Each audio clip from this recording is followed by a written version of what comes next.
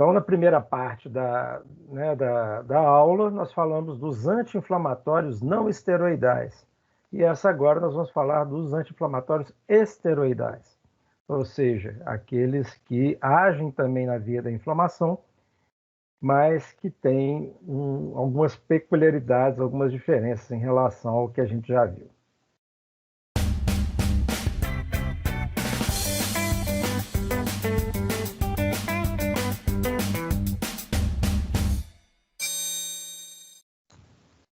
Bom, muito bem. Então, vamos começar. Lembrando, hoje nós vamos fazer uma parte pequenininha, pequena assim, né? Só a parte de AINE, e depois eu vou liberar, então, o acesso lá de vocês para a prova. Hoje, então, já a primeira prova oficial. Natália, que está aqui pela primeira vez, qualquer dúvida, você pode me interromper, tá ok? Eu só peço para poder falar, porque quando eu projeto aqui tela cheia, eu não vejo quem é que está falando. No caso, é você, né? Por enquanto, ou é você ou a Evelyn, mas...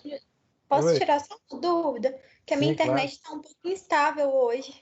Eu tô com medo de abrir a prova e cair. Não tem problema não. Se cair, eu consigo voltar? Consegue voltar. O único problema é que a prova, cada vez que você abre, ela vem numa formatação diferente, tá?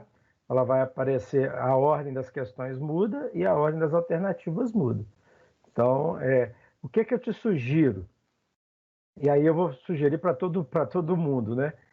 Que eu sempre faço essa sugestão para o pessoal. Entrar, você vai printar a tela de cada questão, tá? Printa, vai guardando esses prints aí, sai, tá? E resolve a prova. Depois você entra e vai procurar, né? Vai estar totalmente mudado aí, mas você já vai procurando a sua resposta correta e vai colocando lá, tá? Fica mais rápido, mais ágil, a chance de cair é menor. Então, é a estratégia que eu recomendo para o pessoal fazer. Tá ok? Ok, obrigada. Então, tá bom. Então, vamos lá. Então, nós estamos aí na unidade 2, seção 2, né, que é a 2.2, então, né? E aí nós vamos falar do AIE. AIE que é anti-inflamatórios esteroidais, já que o AINE é o não esteroidal, né? Então, os AIE também, né, foram conhecidos aí principalmente como glicocorticoides. Se vocês lembrarem, eu vou postar depois, vou colocar aqui também um link de uma outra aula que eu dei, onde eu detalho mais a parte de endócrino, né, que está ligado aí aos glicocorticoides. Então, vocês vão ter a oportunidade de ver isso aí também. Tem uma aula gravada já dessa. Mas aqui, então, nós vamos falar desses glicocorticoides que são hormônios, né, produzidos aí na glândula suprarrenal, né, juntamente com os mineralocorticoides também, que são produzidos ali mais ou menos no mesmo lugar, né? Mas eles têm diversas ações do organismo, nós vamos falar um pouquinho delas sobre elas hoje, e são substâncias que normalmente nós produzimos. Nós temos alguns que são naturais. Obviamente que o ser humano, descobrindo a ação e a potencialidade desses hormônios corticoides, desses corticoides, acabou sintetizando ou produzindo análogos desses corticoides que têm, às vezes, a eficácia, né, a potência maior do que os naturais. Tá? Bom, muito bem. Então, eu começo mostrando esse eixo. Deixa eu só... espera só um segundinho. Deixa eu só fazer uma coisa aqui, porque a formatação aqui puxou um pouco para cima. Tá, agora vai ficar beleza. Então, para a gente entender um pouco o que acontece aqui, né, no nosso organismo naturalmente, né?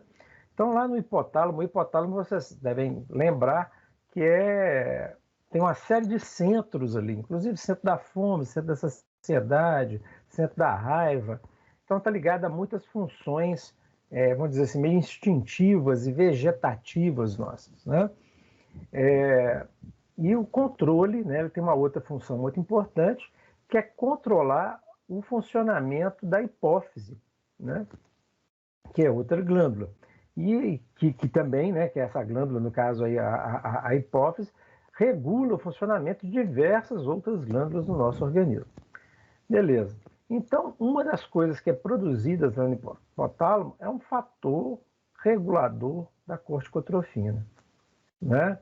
Então, esse daqui atua, né, ele vai atuar, é liberado pelo hipotálamo e vai atuar lá na adenohipófise, né? Tem a parte da neuro e da adenohipófise. Então, isso aqui é a adenohipófise, né? Aqui eu tenho também a atividade do ADH, que é o hormônio antidiurético, também, né? São estimuladores, então, aqui da adenohipófise, que vai passar, então, a liberar o hormônio corticotrófico, né? Esse é um estimulador da córtex, por isso corticotrófico, tá? Da córtex da adrenal ou adrenal, né? A palavra, a palavra tem, né, tem às vezes dois nomes aqui, a gente já deve ter ouvido falar, suprarrenal, né? Que está em cima dos rins, né? Adrenal porque está depende aí da origem da língua, né?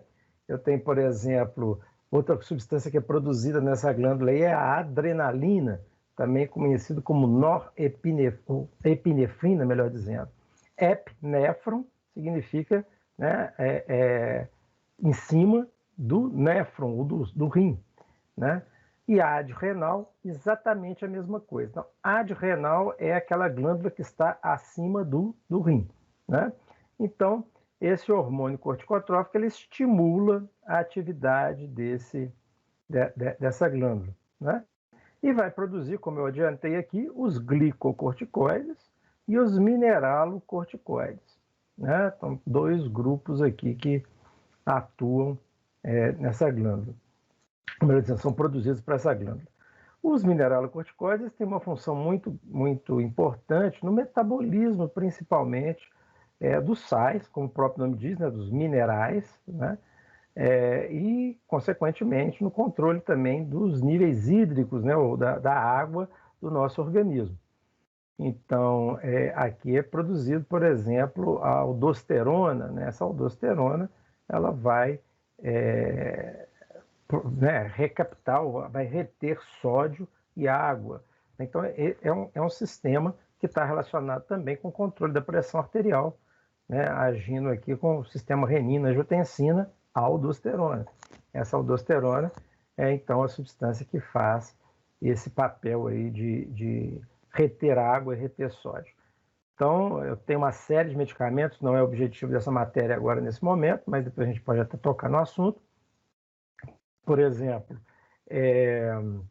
os inibidores da ECA, né? O que eles fazem? Eles agem justamente nessa via da angiotensina, né? Inibindo a conversão da angiotensina 1 em angiotensina 2. Né? Eu tenho ainda, por exemplo, a losartana, valsartana, que são medicamentos que a gente chama de BRA, ou bloqueadores dos receptores de angiotensina. Então, bloqueiam também a atividade da angiotensina. Eu tenho também um grupo, né, de substâncias que o pessoal chama de diuréticos poupadores. O representante mais conhecido aí é a espironolactona. A espironolactona, ela age inibindo a atividade justamente da aldosterona, que é o hormônio produzido, então, aqui, que faz aquele processo de retenção de sódio e água. Né? Então, essas substâncias, né, são utilizadas no tratamento, né, esses fármacos que eu citei aqui, são usados no tratamento de controle de pressão arterial, por exemplo. Né? Do outro lado, eu tenho, então, os glicocorticoides. Como se aqui mineralocorticoides me indica atividade sobre os minerais, aqui os glicocorticoides eu posso já pressupor que vão atuar, né, na via da glicose ou do controle, né, glicêmico e dos níveis de glicose do organismo. Tá? Bom, não só isso, mas essa também é uma das funções desses hormônios produzidos, então, aí na suprarrenal. Bom, beleza. Aqui, né, eu tenho, né, diversas ações aí, periféricas, né, atuando no metabolismo, como a gente falou, de carboidratos, a ação anti-inflamatória, que é o nosso alvo aqui, e também a atividade imunossupressora. Por exemplo, uma das formas que a gente citou aí no início, né, no início do curso, de haver inflamação, né, as causas da inflamação, eu tinha inflamações que eram oriundas de traumas mecânicos, né, uma batida, uma contusão, tinha aqueles que eram de origem química, né, uma substância que foi jogada no olho, por exemplo, um spray de pimenta que vai no olho e tal. Isso daí é uma ação também, né, promove um processo inflamatório, ou no nariz, né, aqueles antígenos, então atividade imunológica também, né? Então tem origem química, origem biológica, né, que podem produzir esse tipo de coisa. Agora, o sistema imune normalmente está envolvido. A inflamação, ela a gente já disse isso, ela é fundamental para a regeneração do tecido, para as funções normais do organismo. A inflamação, ela não é ruim, ela tem essa função, né, de regeneração, essa função de recuperação do organismo, de proteção do organismo. Entretanto, quando ela está exacerbada demais, aí se usam anti-inflamatórios. É o caso, né, do Zyne, que nós já falamos, e agora do Zai também. Os glicocorticoides, os corticoides, eles são muitas vezes usados para processos inflamatórios oriundos de doença autoimune, por exemplo. Né? Então, a pessoa tem lá uma artrite reumatoide, tem artrite nem tanto, mas uma doença de Crohn, né? Tem algumas doenças autoimunes, lúpus, né? Então, o uso dos corticoides, eles diminuem a atividade do sistema imune e, consequentemente, diminui essa resposta inflamatória. Então, eles são usados como imunossupressores, né? Em alguns casos aí, onde tem necessidade de reduzir a resposta imunológica. Bom, muito bem. Agora, eu tenho um controle que é feito, né? Porque se eu ficar produzindo glicocorticoide, mineralocorticoide o tempo inteiro, eu vou, né? Vocês já devem ter visto aí pessoas que usam corticoides, né, exógenos. Eu vou ganhar peso, eu vou reter muito líquido, minha pressão vai aumentar, tem uma série de problemas. Então, é importante que haja um controle, mas dentro de uma, vamos dizer assim, de uma lógica, de um limite que seja o suficiente para a recuperação da saúde, não para provocar outro problema de saúde. Então, eu tenho algumas alças, né, de feedback, ou retroalimentação, como é traduzido no português, né, para controlar esse sistema. Né? É igual eu falo assim, igual caixa d'água. Né? Na caixa d'água você não tem lá uma boia, né?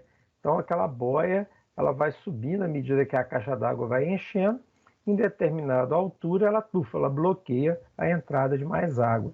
Aqui é a mesma coisa, os níveis de corticoide vão aumentando, em determinado valor, né, de corticoide circulante, vai produzir um efeito, tá vendo esse menos aqui, um efeito inibidor sobre o hipotálamo. O hipotálamo passa, então, a não liberar esse fator regulador aí da corticotrofina e, com isso, inibe a atividade da liberação do hormônio corticotrófico pela adeno-hipófise. Consequentemente, eu reduzo a atividade da córtex da suprarrenal. Então, é um mecanismo de, como está colocado aqui, de retroalimentação. Essa é chamada alça longa. Por que longa?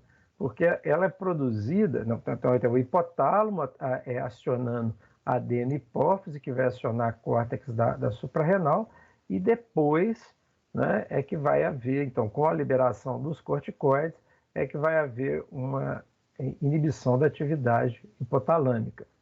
Então, essa é uma via longa, né, que vai passar por uma série de eventos antes dela acontecer. E eu tenho a alça curta também. Essa alça curta, ela não está ligada ao glicocorticoide endógeno, né, ou exógeno, mas ao hormônio corticotrófico, tá? Então, adrenocorticotrófico. Então, ele vai, à medida que há elevação do nível desse hormônio, ele por si só já vai produzir uma inibição aqui no hipotálamo e, né, o restante das etapas aqui, a liberação do fator regulador e a ativação da ADN-hipófise. Então, são mecanismos que o nosso organismo evoluiu para, né, para controlar, então, essas alças, ou, melhor dizendo, para controlar a liberação desses hormônios, né?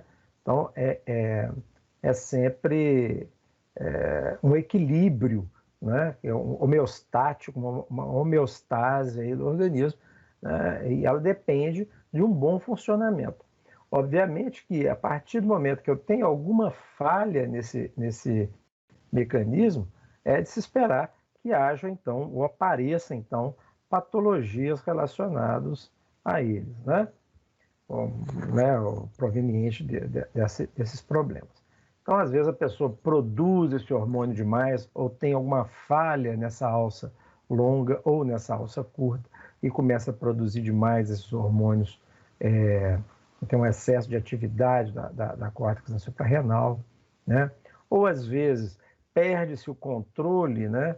Alguns tumores que acontecem aqui, a suprarrenal começa a produzir independente da estimulação pelo hormônio corticotrófico. Então, tem uma série de problemas, né? Ou mesmo um tumor na adeno-hipófise que passe a liberar. Então, são vários.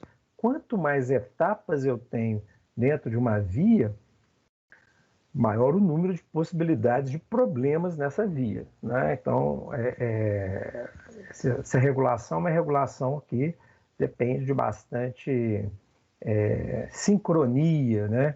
De bastante, vamos dizer, controle fino mesmo, um controle fino para que nada saia do devido lugar.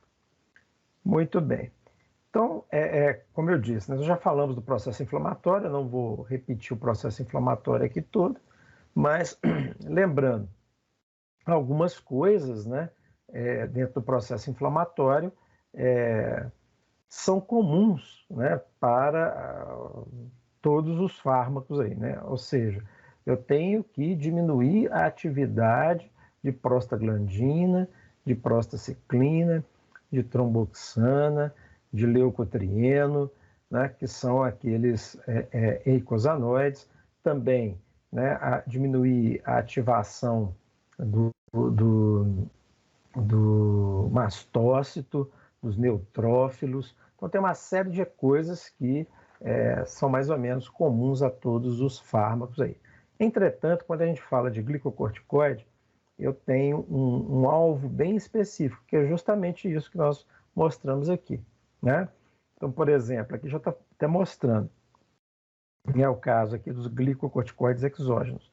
Eles vão produzir uma ação similar ao do glicocorticoide endógeno e, da mesma forma, né, eles também inibem a atividade hipotalâmica. Consequentemente, eles vão produzir essa alça longa, né, vão ser responsáveis por essa alça longa, né? Então, você já deve ter ouvido falar, né? Corticoide você não pode parar de uma vez, né? Por quê?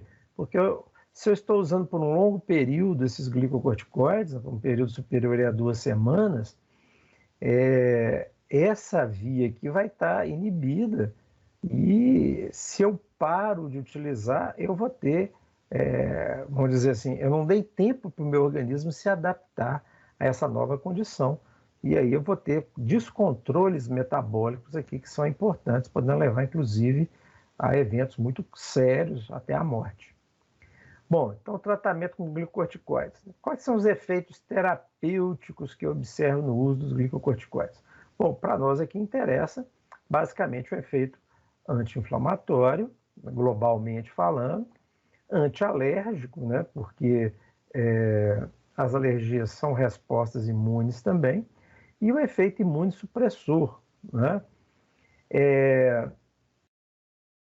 Obviamente que se eu reduzo a atividade inflamatória, eu vou levar também a um alívio de dores, né? Então, se a pessoa tem lá um quadro, por exemplo, de reumatismo ou de, como eu disse, doença de Crohn, se eu estou usando o corticoide e eu reduzo a atividade inflamatória, as dores provenientes daquela inflamação vão estar reduzidas também. Nos vasos, eu diminuo a permeabilidade. Olha só, a gente não falou lá no início que uma característica do início do processo inflamatório era justamente o aumento do calibre dos vasos e da permeabilidade dos vasos. Então, né, isso aqui está tudo relacionado com o processo inflamatório. As células imunes também, eu vou reduzir a migração delas para o local, eu vou diminuir a ativação dessas células e com isso eu consigo um efeito imunossupressor. Então, isso, apesar de às vezes parecer, não quero diminuir minha atividade imunológica.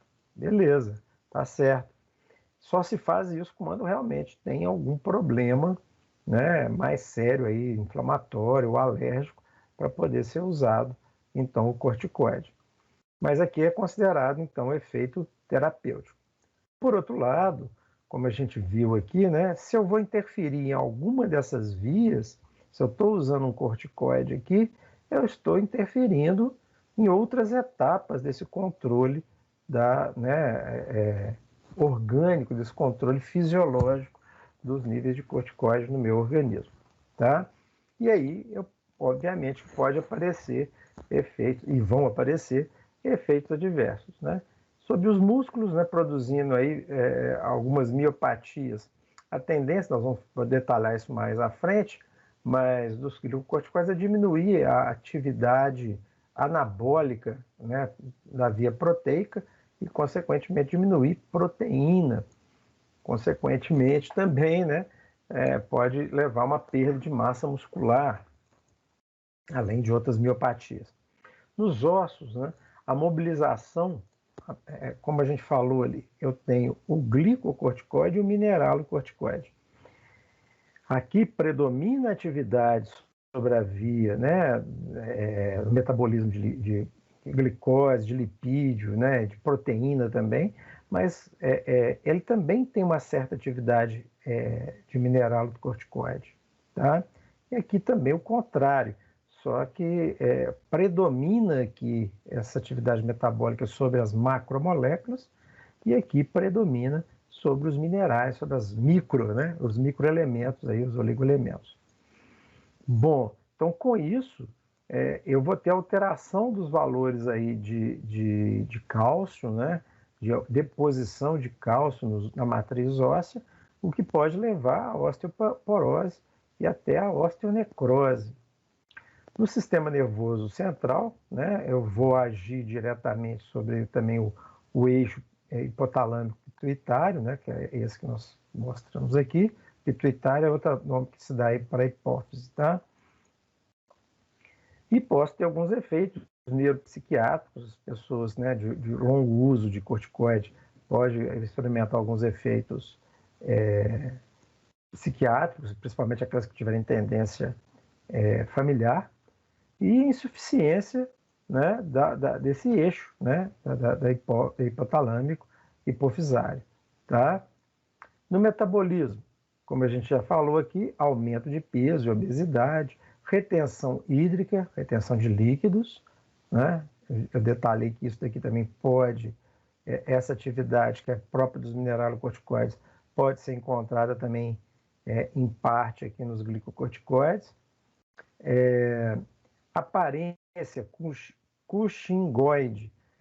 Doença de Cushing é uma doença onde a pessoa produz grande quantidade de corticoide sem tomá-la de fora, né? Ela está produzindo ali naturalmente. Então, nós vamos mostrar depois como que essa pessoa, qual que é a característica dessa pessoa, né? Então, uma das coisas que vai acontecer no uso prolongado de corticoide é ficar semelhante a essas pessoas que têm altos níveis de corticoides endógenos por motivos vários aí. Bom, beleza. disfunção metabólica, metabolismo principalmente da glicose. Então, a tendência é elevar a glicemia. Então, não preciso nem dizer que é bastante complicado para pessoas que são diabéticas, né? Na pele, aparecimento de equimoses, né? Equimoses são aqueles roxos, né? Aquelas hematomas, né? A pele fica adelgada, fica fina. Então, aquela ver idoso, né? Idoso costuma ter aquela pele fininha, qualquer esbarradinha que dá, machuca, sangra, né? Então, no caso do corticoide, fica similar a isso. Nos olhos, né, pode acontecer aí a opacificação do cristalino, levando a conhecida catarata, e a elevação da PIO, né, que é a pressão intraocular, então levando ao glaucoma. Obviamente que, se ele tem efeito imunossupressor, eu também posso aumentar as infecções, né, e causar problemas cardiovasculares devido a todo esse quadro, né? Retenção de líquido, elevação de pressão arterial. Então, isso aí são outros efeitos que podem acontecer aí de forma adversa para o organismo, né? Como é que o corticoide se liga ao seu receptor, né? Bom, ou como é que ele vai produzir o seu efeito? Vocês já devem ter visto boa parte dos fármacos que a gente tem aí no mercado. A principal forma de ação deles é o quê? É se ligar num receptor de membrana.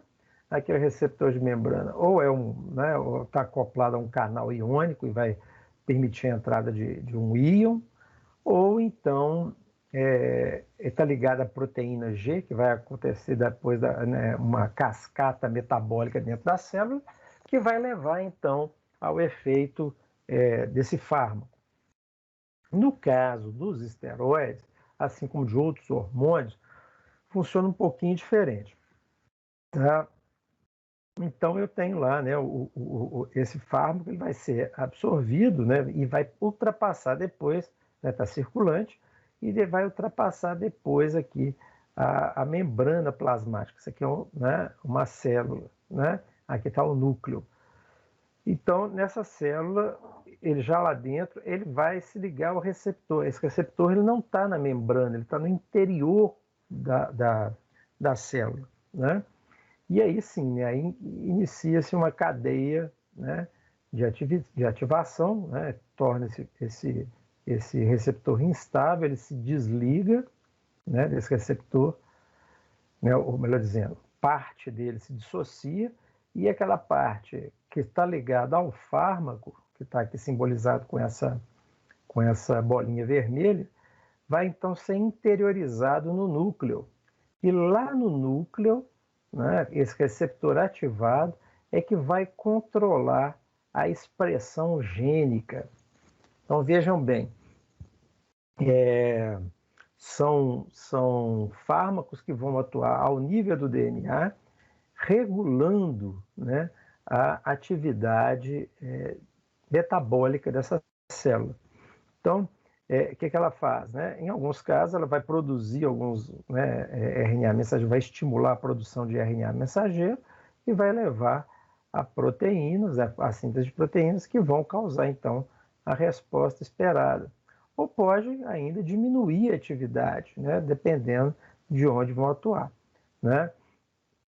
Então, agem nessa maquinaria aqui do núcleo, né, para a produção de proteína, alterando essa atividade. Por exemplo, se eu estou dizendo que eu vou ter uma atividade imunossupressora, é provável que eu diminua a produção de imunoglobulinas, que são proteínas. Então, eu teria uma redução da produção do RNA mensageiro, que deixaria de produzir, então, essas imunoglobulinas, e com isso eu teria uma redução da resposta imune. Então, é uma forma de ação dos corticoides, tá? Beleza. Aqui, até é bom porque a Natália está vindo hoje, né? Então, para a gente ter uma ideia geral aqui da atividade, de onde agem esses fármacos. Então, lembrando, toda a cascata inflamatória, todo o processo inflamatório, ele começa normalmente com uma injúria, né? Essa injúria pode ser endógena, como nas doenças autoimunes, pode ser exógena, vindo de fora, e várias causas. Mas, no final, eu vou ter o quê? Eu vou ter atividade de fosfolipases, no caso específico, a fosfolipase A2, que vai induzir a degranulação, que vai ajudar no processo de degranulação de mastócito, com liberação de histamina e tudo mais, né? Mas eu tenho uma outra via que essa fosfolipase vai quebrar então esses fosfolípidos de membrana e vai produzir, entre outros, o ácido araquidônico. Nessa imagem que eu peguei aqui, eles estão escrevendo ácido araquidônico com C mudo, mas vocês podem encontrar também com QI, que é geralmente até como eu escrevo, tá? Então aqui eu tenho diversos caminhos que esse ácido araquidônico vai seguir, né? Das ciclooxigenases, e aí vai pegar COX-1 e COX-2, né? Produzindo as prostaglandinas, as prostaciclinas e as tromboxanas. Do outro lado, a lipoxigenase, produzindo então basicamente os leucotrienos. Essa área de cá, atuando mais sobre o bronco, né, vasoconstrição e broncoespasmo, aumento de permeabilidade dos vasos, produzindo inclusive edema aqui nessa região, né, ao passo que esse lado de cá está relacionado com uma série de outros efeitos, né, inibição de agregação plaquetária, vasodilatação, potenciação de edema, a potenciação da dor, né? Causa os tromboxanos, que vão causar vasoconstrição e induzir a agregação de plaquetas para corrigir, por exemplo, uma ruptura de vaso que tenha acontecido. Bom, beleza. Então, como a gente viu aí nas aulas anteriores, dentro dessa cascata, que a gente produz os chamados eicosanoides, que são esses mediadores químicos aqui da inflamação, eu tenho a via da ciclooxigenase, que é o alvo, então, da atividade dos AINE, né, dos anti-inflamatórios não esteroidais. O caso da aspirina, da metacina, né, a gente falou também do paracetamol e da dipirona, como tendo algumas peculiaridades, inclusive alguns autores não os classificando como anti-inflamatórios, né? E falamos também, né, que hoje eu tenho fármacos que são seletivos para COX-2, ou seja, que vão atuar especificamente nas COX e seletivamente na COX-2, né? Então, só para poder quem está chegando agora entender a terminologia, específica é quando um determinado fármaco age em um receptor, tá? Ou um grupo de receptores, como é o caso, por exemplo, dos inibidores, dos beta-bloqueadores. Então, quando eu falo beta-bloqueador como propanolol, vai bloquear beta-1, beta-2, beta-3, não tem uma preferência, né? Agora, eu posso, além de ter especificidade pelos receptores beta, eu posso ainda ter uma seletividade pelo beta-1. Tá? Aqui é a mesma coisa. Eu posso ser específico, né, para atuar sobre a ciclooxigenase, como é o caso do AINE, mas eu tenho alguns AINE que são seletivos para a COX-2. Por quê? A importância disso. A COX-2 é que está mais envolvida com o processo inflamatório. A COX-1, ela geralmente produz essas substâncias para manutenção fisiológica, da normal fisiologia do organismo. Tá? Então, alguns fármacos são inibidores da COX-2 sem inibir a COX-1. Então, eles são seletivos para a COX-2. A aspirina, em doses baixas, ela também é seletiva, mas não para a COX-2, mas sim para a COX-1. Então, ela vai atuar só na COX-1, né, em doses baixas. Tá? Então, aqui é o sítio de ação do AINE, ou seja, a ciclooxigenase, seja A1 e A2, ou só A2, ou só A1. Tá? Eu tenho algum grupo de fármaco, como é o caso do Montelukast. Professor. Oi. só recapitulando, só uma pequena dúvida.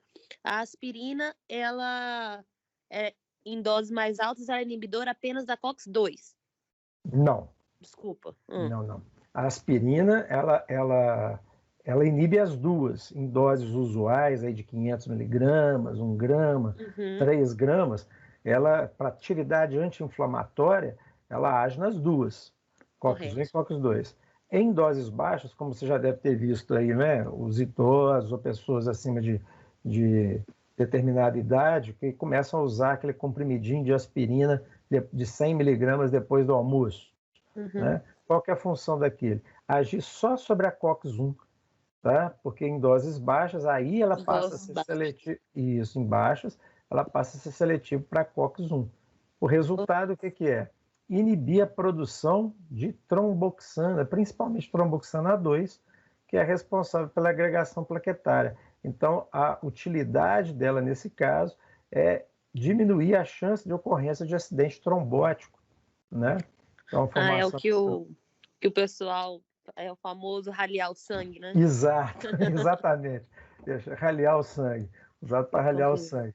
Na verdade, ele não raleia o sangue, ele evita que o sangue engrosse, né? Não, tá certo. Obrigada. Tá certo. Então, né, esse seria o sítio de ação, então, do Zyme. E os AIE, ou seja, os anti-inflamatórios esteroidais, como é o caso dos corticoides, eles agem numa etapa mais acima, né? Ele age principalmente na fosfolipase A2. A fosfolipase A2, como eu falo, como eu já disse, né, ela quebra os fosfolípidos de membrana. Ao quebrar os fosfolípidos de membrana, um dos subprodutos é o ácido araquidônico.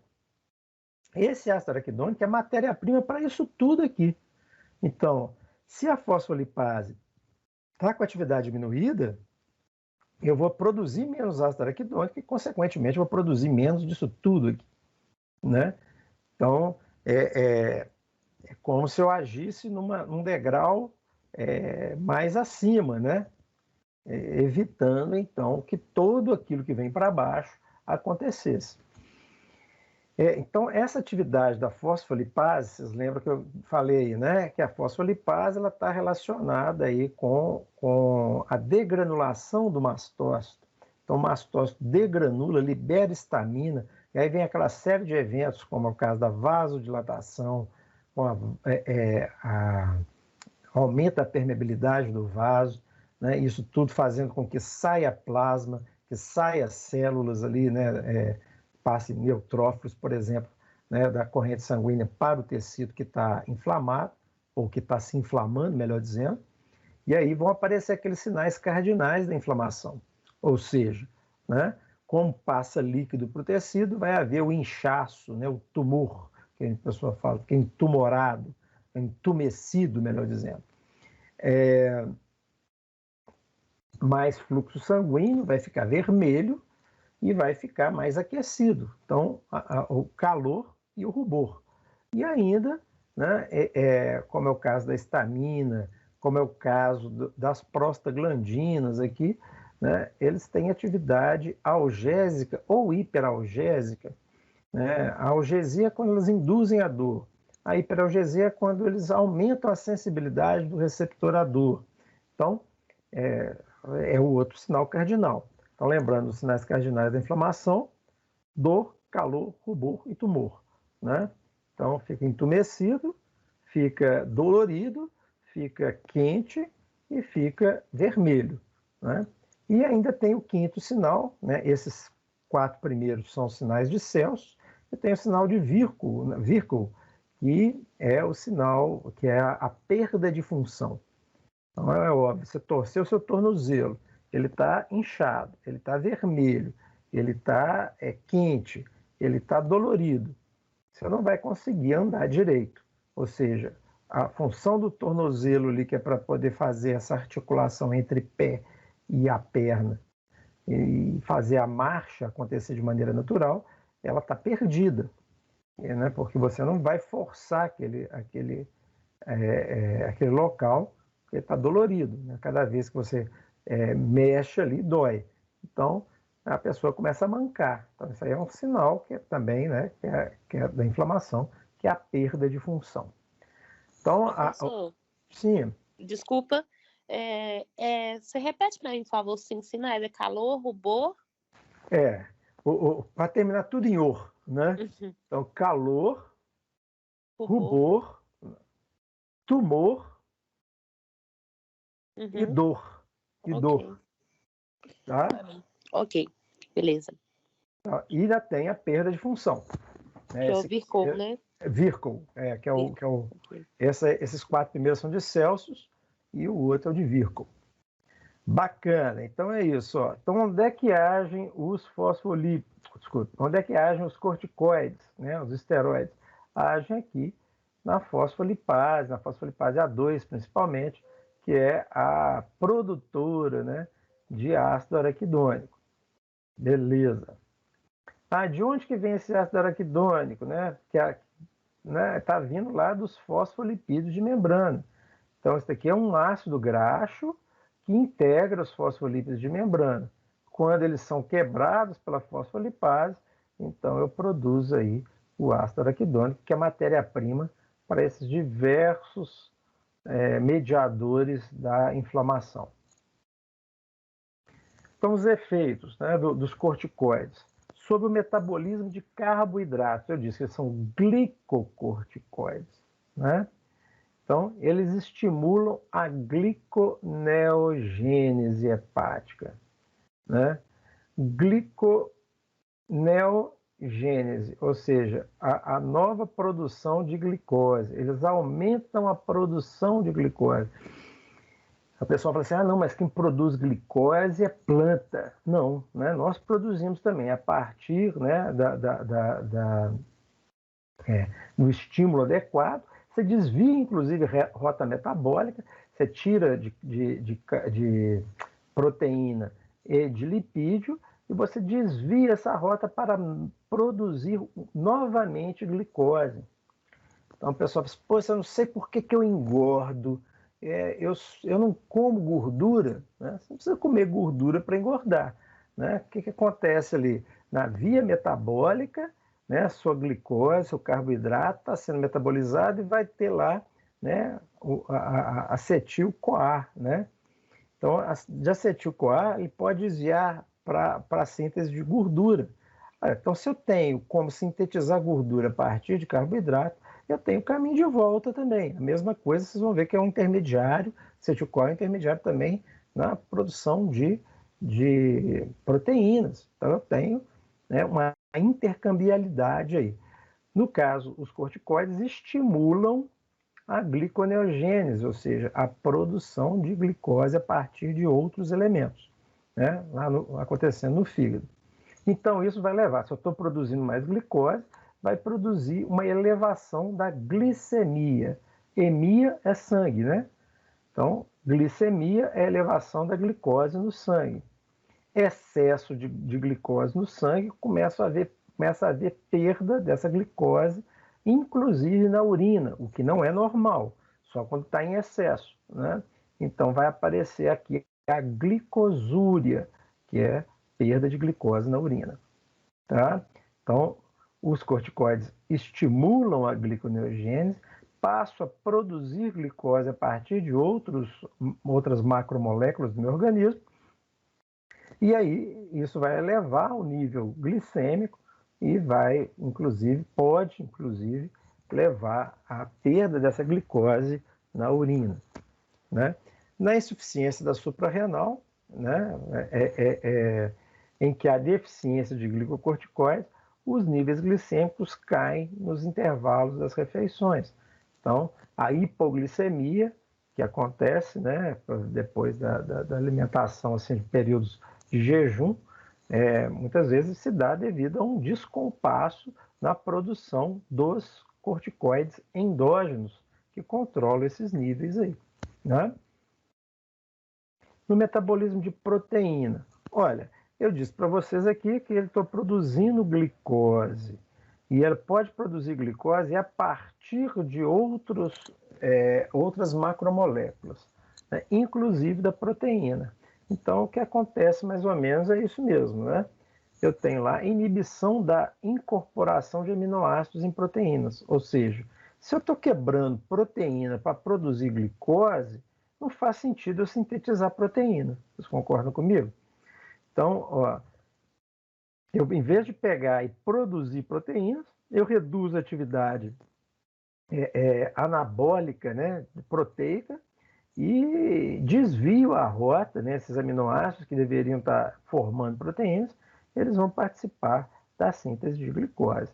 Então, de modo a inibir a síntese de proteína. Então, inibe a incorporação do aminoácido, de modo a inibir a síntese proteica nos tecidos periféricos, né, como músculo, pele, tecido linfóide, adiposo ou conjuntivo. Bom, beleza. Então, aqui o que eu já espero que vai acontecer? Perda muscular, né? Aquela pele adelgada que eu disse ali atrás. Então, são mais ou menos as consequências da redução desse metabolismo de proteína. E estimula o catabolismo. Anabolismo é aumento, catabolismo é diminuição, tá? Ou quebra, melhor dizendo, fica melhor dito. Anabolismo é a síntese e o catabolismo é a quebra, né? Então, além de evitar o anabolismo, ou seja, evitar a produção, a síntese proteica, eu aumento a quebra, né, o catabolismo proteico nas células desse tecido, de forma que ocorre o aumento de aminoácidos plasmáticos para que ocorra, então, como a gente disse, a gliconeogênese, né? Então, em vez de ocorrer a síntese proteica. Então, essas ações levam a um balanço nitrogenado negativo. Vocês sabem que o nitrogênio é um componente dos aminoácidos. Então, o balanço nitrogenado é isso, né? Se eu tenho produção de proteína, eu estou aumentando meu balanço nitrogenado. Se eu estou quebrando essa proteína para outras finalidades, eu estou tendo um balanço nitrogenado negativo. Eu estou consumindo proteína e não produzindo, né? Então, isso, obviamente, vai também alterar o padrão que está sendo excretado pelo meu organismo. Então, a excreção urinária de aminoácidos e de ácido úrico vai estar aumentada também. Beleza. Metabolismo dos lipídios. Então, já falamos dos carboidratos, falamos da proteína e do lipídio. O que acontece? Aumenta a lipólise. Então, vai quebrar lipídio também, né?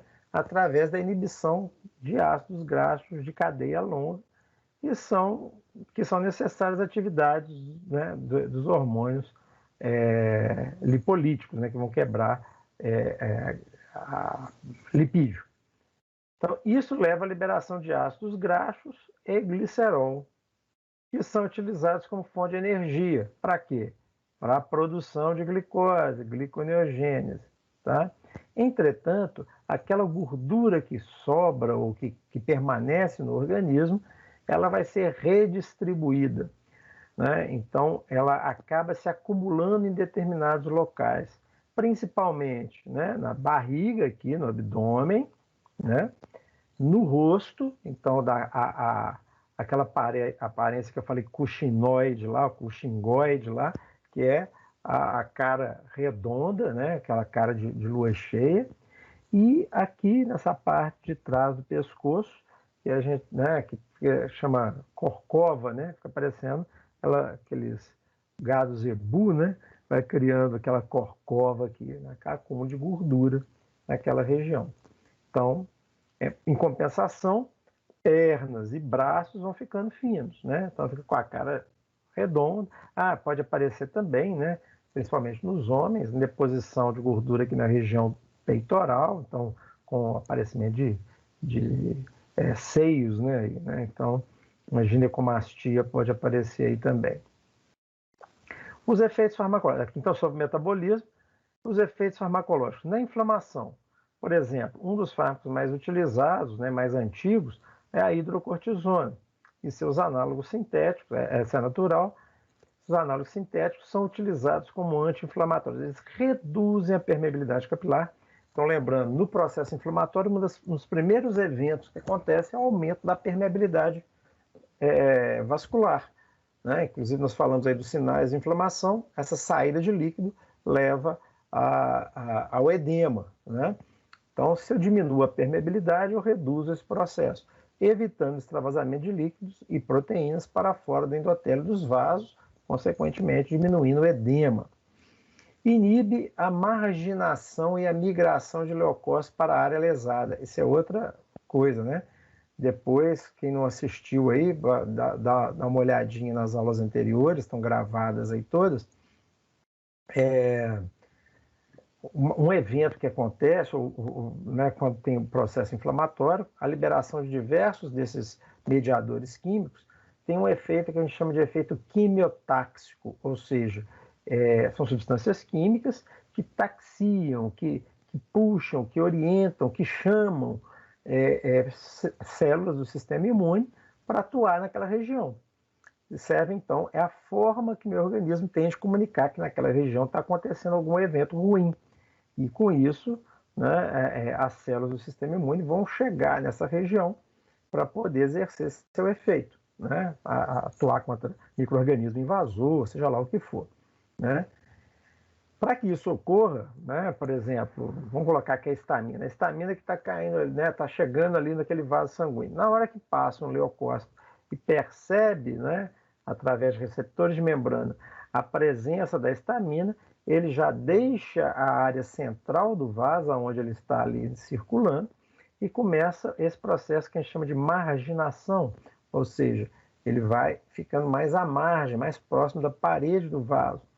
E vai ocorrer, então, a diapedese, no caso específico, a leucodiapedese, ou seja, passagem de leucócitos para aquela área lesada. Sai do vaso sanguíneo e vai para a área lesada.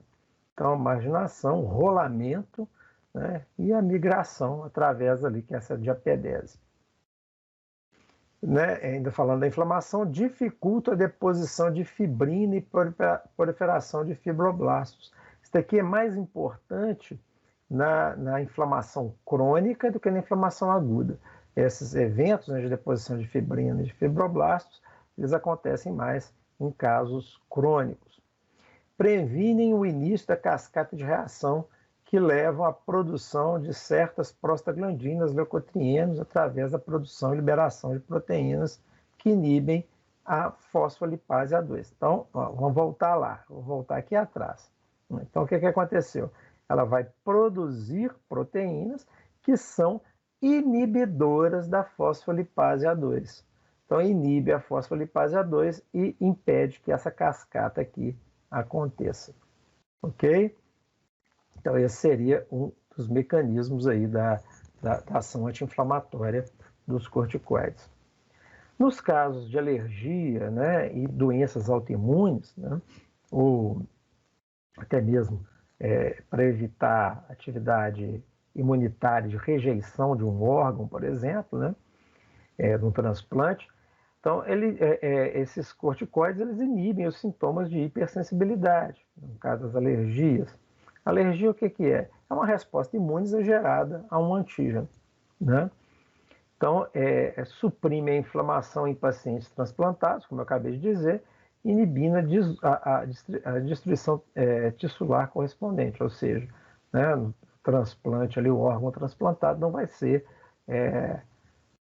destruído pelo nosso sistema imune.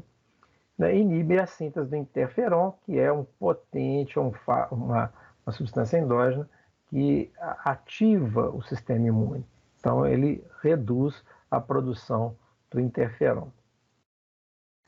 Em termos cinéticos, né? Vocês já devem ter visto, alguém até já deve ter tomado, prednisona, prednisolona, são fármacos que você encontra aí para administração por via oral. Então, são passíveis de utilizar. Em compensação, você tem lá a hidrocortisona, né? A melhor atividade dela é por via injetável, né? E alguns, como por exemplo, dexametasona creme, para uso tópico. Então, praticamente todas as vias, elas são, né, esses corticoides são usados praticamente em todas as formas farmacêuticas e vias possíveis, tá? Desde os injetáveis, a comprimidos, a medicamentos de uso tópico.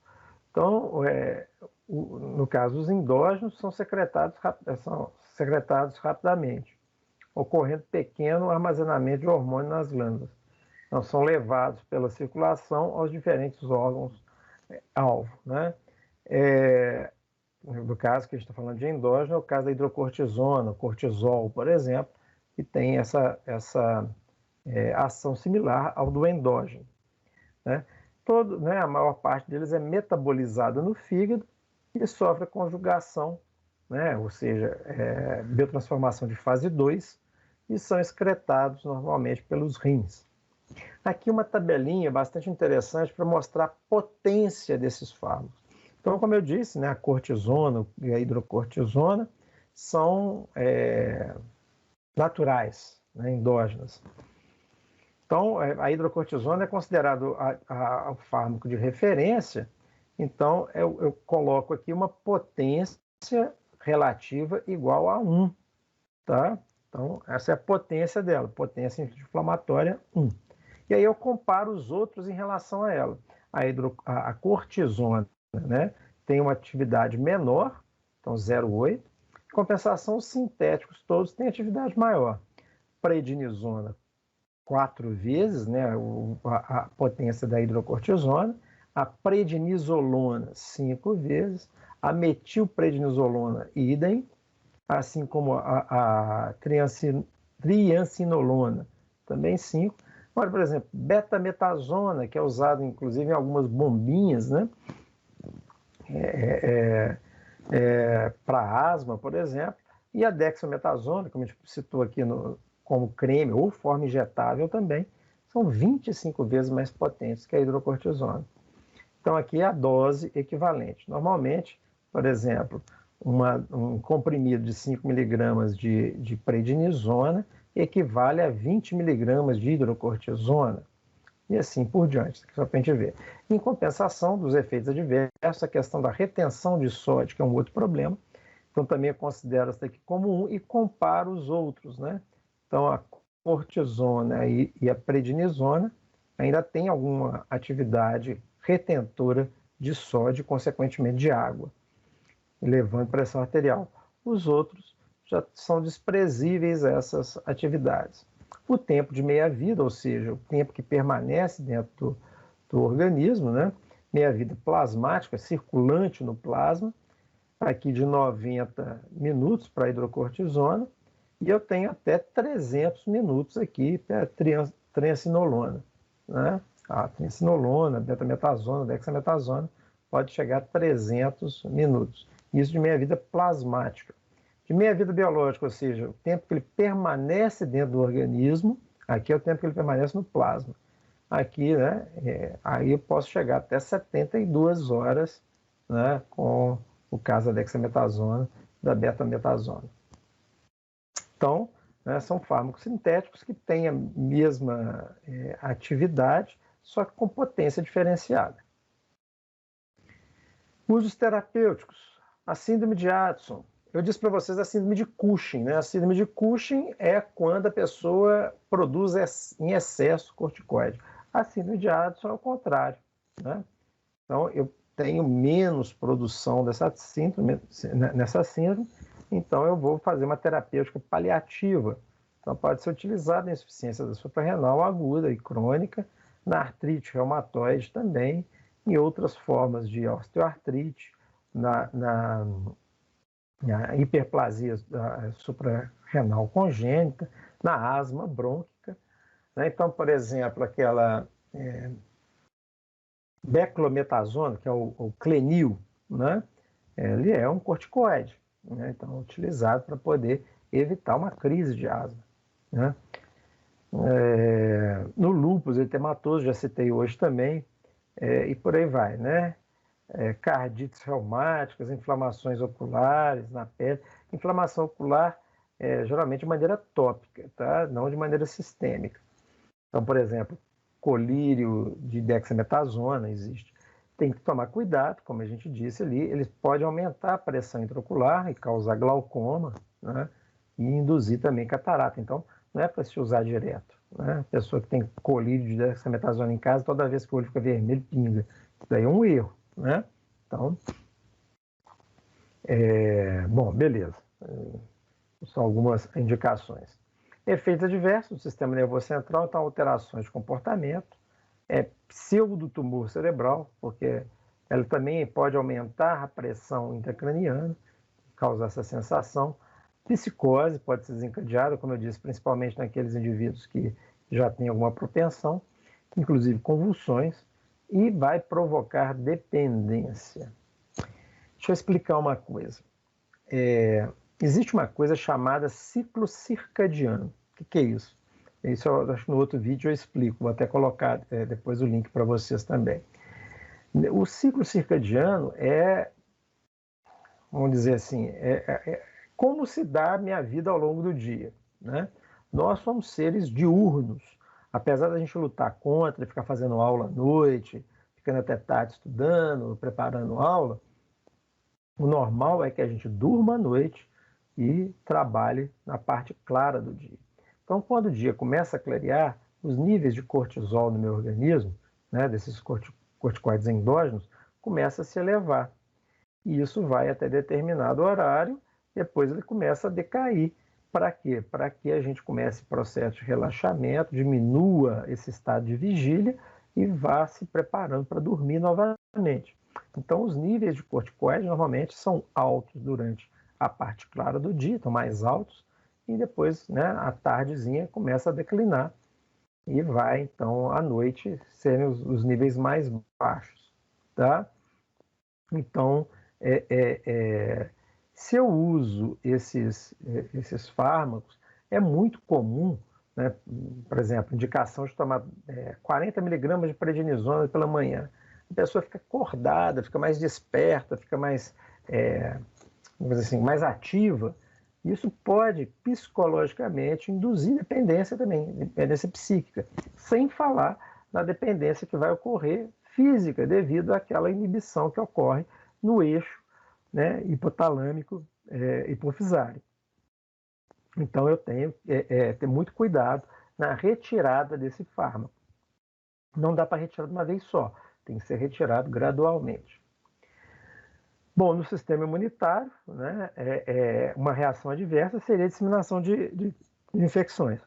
Então, é muito importante, por exemplo, a pessoa chega com herpes labial, né, está com herpes aqui, geralmente pode, né, algumas pessoas aparecem aqui na parte mais alta do lábio, outros aparecem aqui nessa dobra da comensura bucal aqui, e aí um balconista atende, ou até mesmo um dentista desavisado, ou um médico que não prestou muita atenção ali, manda usar lá uma pomadinha, né? Isso é uma inflamaçãozinha só, e passa uma pomadinha de dexametasona. Passou aquilo ali, você diminui a atividade imunitária e pode produzir uma disseminação daquela inflamação, daquela infecção, melhor dizendo, né? Então, ao invés de resolver o quadro, você piora o quadro.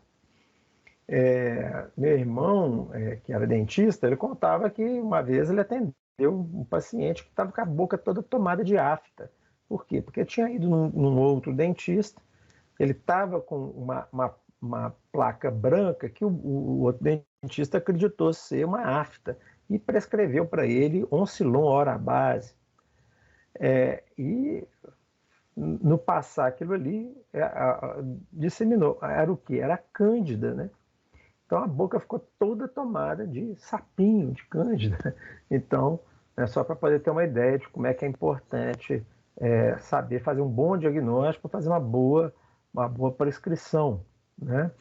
No aparelho digestivo, pode induzir úlcera péptica. Por quê? Pelo mesmo motivo que nós falamos lá atrás. Se eu inibo aquela cascata metabólica, e eu sei que a prostaglandina é fundamental na proteção estomacal, então se eu estou evitando a produção de prostaglandina, eu também posso induzir o aparecimento de úlcera péptica, perfuração intestinal, pancreatite. Nos olhos, elevação da PIO, né, da pressão intraocular, glaucoma, catarata, exacerbação de infecções, né, essa mesma coisa. Se eu estou com um processo infeccioso no olho, uma conjuntivite, e não só uma irritação, às vezes tem, né? Por exemplo, essa época agora não é comum não, mas primavera é muito comum o aparecimento de conjuntivite alérgica por causa de pólen que está no ar.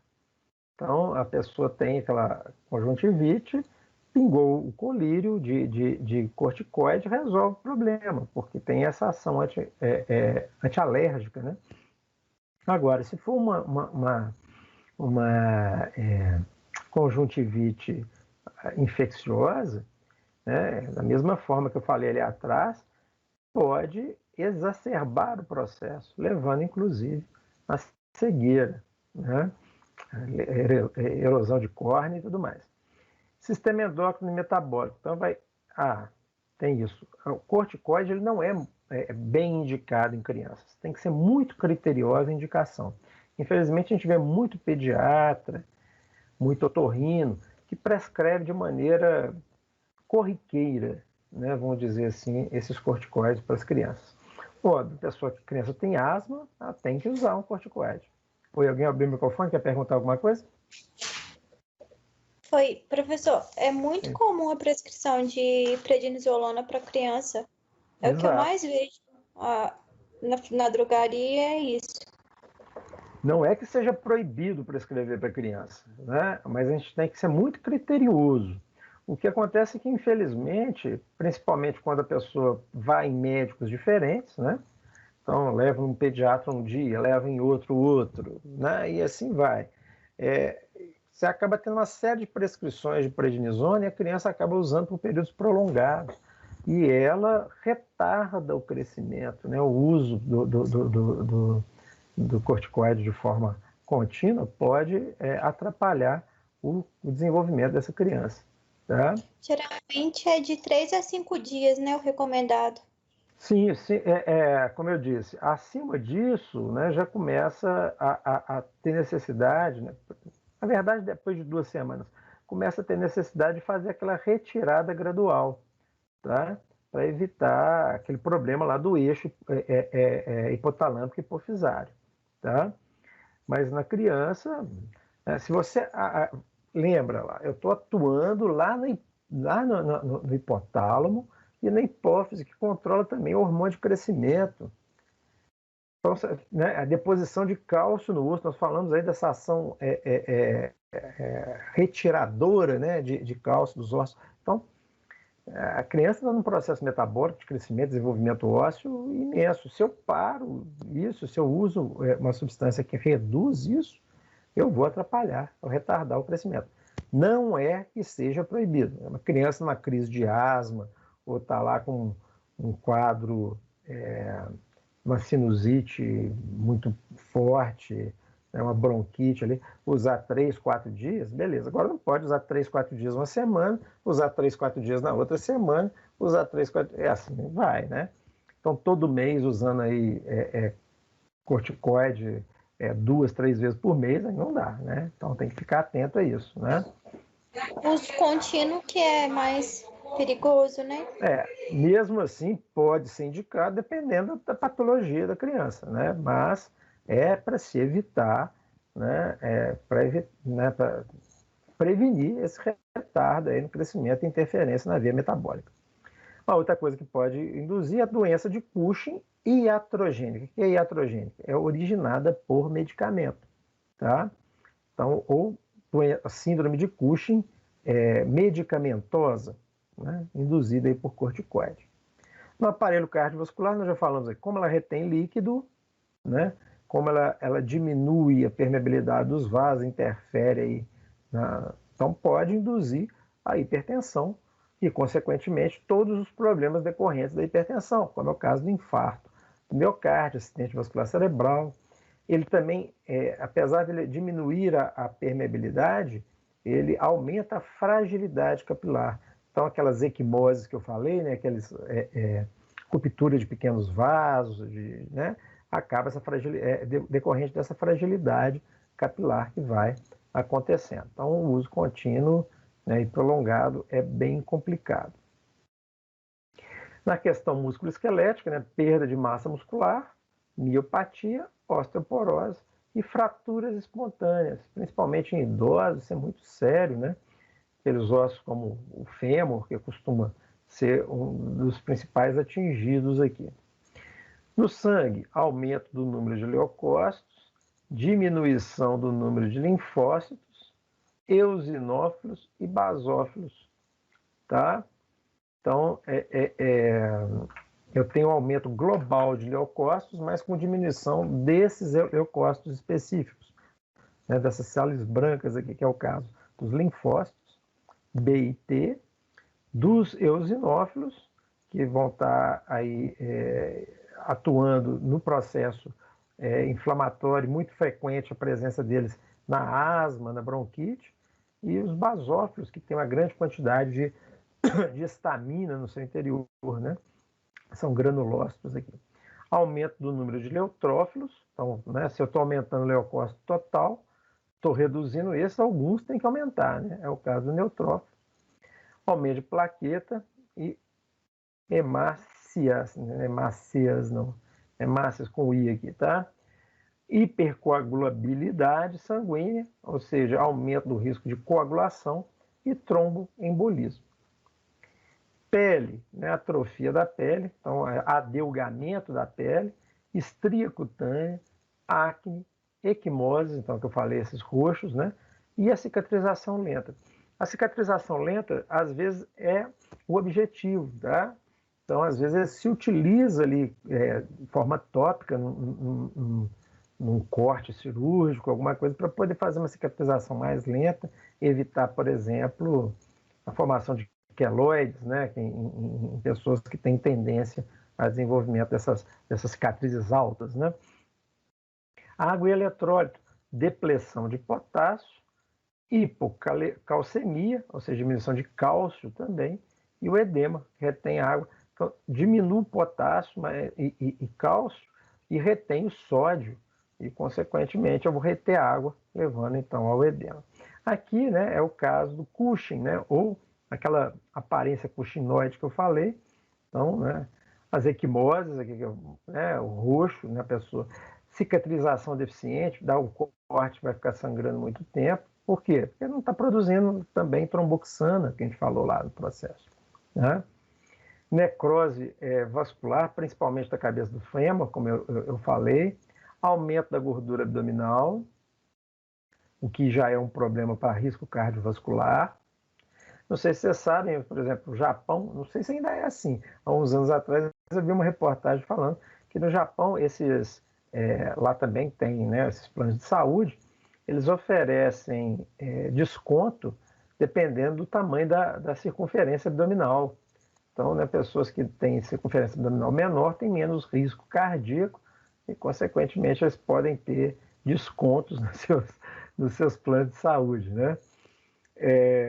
Então, aumenta essa gordura abdominal, a face, né, o rosto em lua cheia, né, com bochechas vermelhas, então a cara fica redondinha, as cataratas, a hipertensão intracraniana benigna, como eu disse, né, inclusive podendo ser confundida com tumor cerebral, né, a princípio, antes de fazer alguns exames, né, euforia, não, como eu falei, também esses fármacos e esses hormônios, originalmente, eles estão envolvidos com esse processo de vigília nosso, de atenção, de disposição, então eu posso aumentar essa euforia utilizando essas substâncias exógenas, né?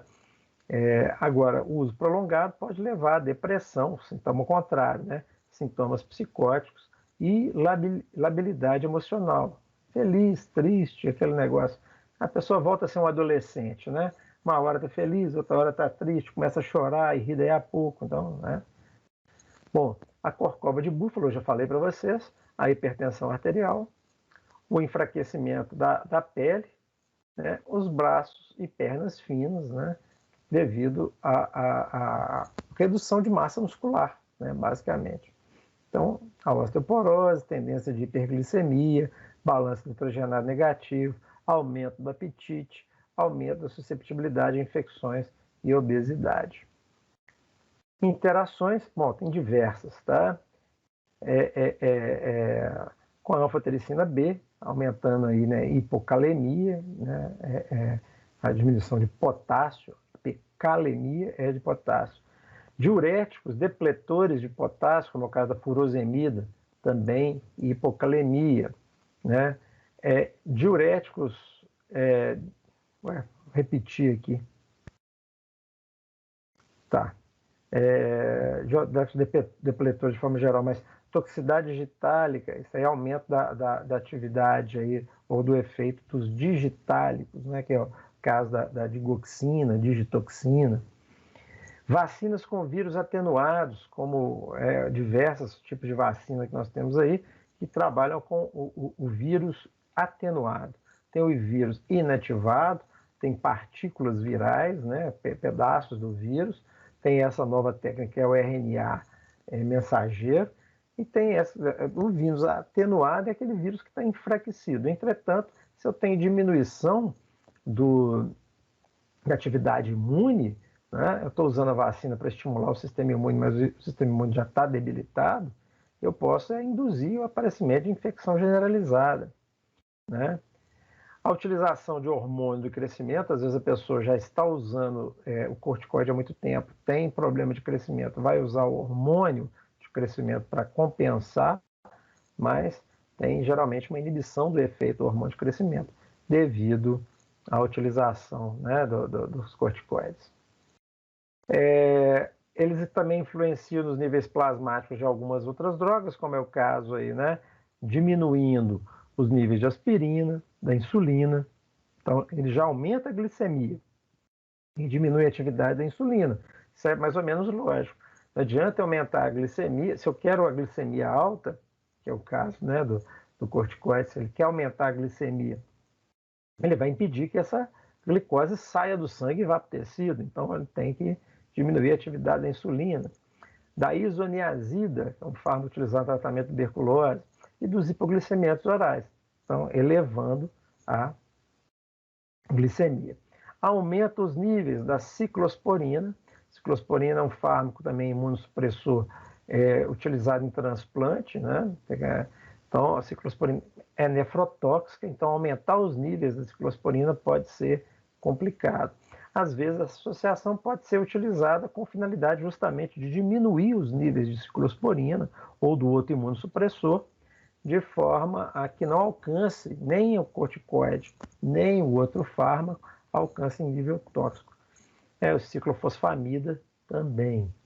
Efeito de outras drogas sobre os níveis sanguíneos dos glicocorticoides. Agora é o contrário, né? Então são fármacos que aumentam os níveis dos glicocorticoides.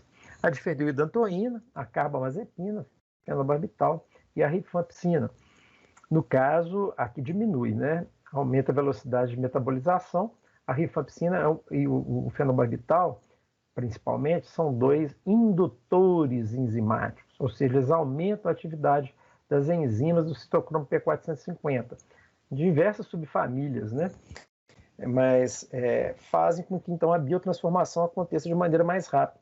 Consequentemente, né, vai reduzir o nível plasmático do glicocorticoide. E aí, para compensar, eu tenho que aumentar, né, pode ser necessário aumentar as doses dos glicocorticoides, o que ficou cortado. Dos estrógenos, né, aumentam a produção da transcortina, né, que é a transportadora do glicocorticoide, tá? Então, os estrógenos, que são hormônios também, né, agem dessa forma. Interação com outras drogas ainda, né, o caso da progesterona, né, então, atividade antiglicocorticoide. Então, alguns fármacos aí, como anticoncepcionais ou repositores hormonais que tenham, né, progestógenos, podem levar a esse efeito. A insulina, nós já dissemos, né, efeito contrário. O cetoconazol, ele é um inibidor enzimático. Então, ele pode inibir a síntese da glicocorticoide ao nível da suprarrenal, tá? Então, o tratamento prolongado pode levar à insuficiência da suprarrenal. Pode ser utilizado para o tratamento da síndrome de Cushing. Está entre aspas aqui, porque não é uma terapia terapêutica convencional, né? Então, em alguns casos, eles lançam mão do uso do cetoconazol para reduzir a produção de glicocorticoide e, consequentemente, diminuir o efeito aí dos glicocorticoides sobre o organismo, é o que acontece na síndrome de Cushing. Aqui, para finalizar, só aquela imagem lá, né, que eu mostrei no início, só que um pouco mais ampliada, né? Então, aqui, né, ativação da fosfolipase A2, então, negativo aqui estão os glicocorticoides, induzem a produção de uma proteína, né, chamada de anexina 1, que inibe a atividade da fosfolipase A2. Então, não vai quebrar fosfolípide, consequentemente, não vai produzir ácido araquidônico, tá? E nem o gliceril fosforilclorina.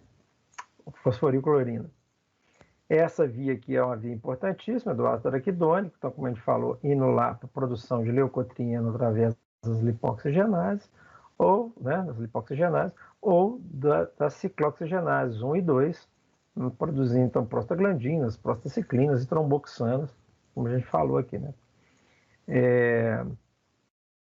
Aqui são os antagonistas das prostaglandinas, tem fármacos que atuam diretamente, mas aqui, ó, o Zyne, lá, ó. O Zyne, então, inibem a ciclooxigenase, né? Alguns autores dizem que também há um efeito secundário dos glicocorticoides que inibem a indução da ciclooxigenase. Por quê? Olha só, para quem está entrando agora, né?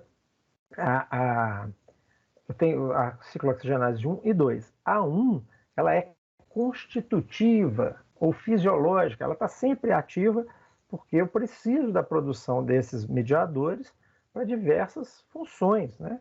Controlar a agregação plaquetária, a pressão, né, renal, filtração glomerular, a produção de muco protetor no estômago, isso tudo está relacionado aí com essas substâncias.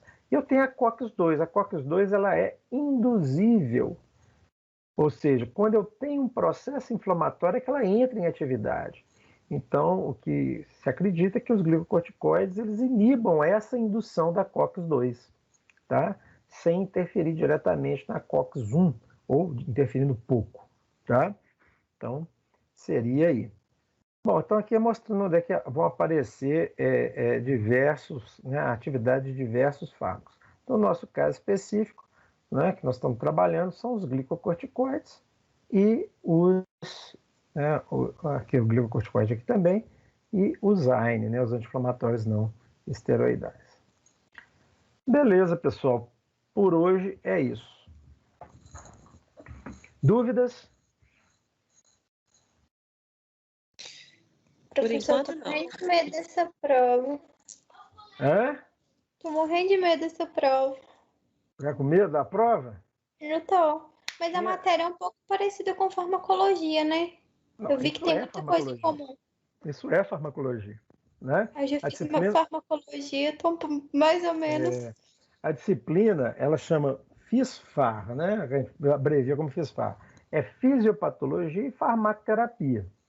A farmacologia, ela se divide em duas grandes áreas e tem uma terceira área que é anexa.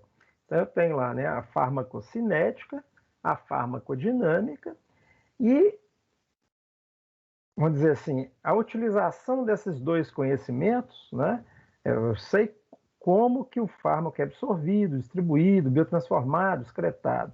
Eu sei aonde ele age, qual o efeito que ele produz. Para que eu sei isso? Para usá-lo na terapêutica, né? Então, é a terapêutica, então a farmacoterapia é a utilização desses fármacos que eu conheço na terapêutica. Então, eu conheço a doença, eu conheço o fármaco, então eu sei como utilizar o fármaco na doença. Então, aqui nós estamos falando especificamente de processos inflamatórios, e eu estou trabalhando, né, fármacos que atuam no sistema inflamatório. Então, você precisa, sim, ter o conhecimento da inflamação, né, do processo inflamatório e da farmacologia dessas substâncias que são utilizadas, né, como é o caso do Zyne e dos corticoides. Então, minha função aqui é essa. Ok. Então, boa prova para vocês aí e Bastante calma. Não, ok, obrigada. Obrigada. Tchau, tchau. Tchau. Tchauzinho, boa noite. Boa noite.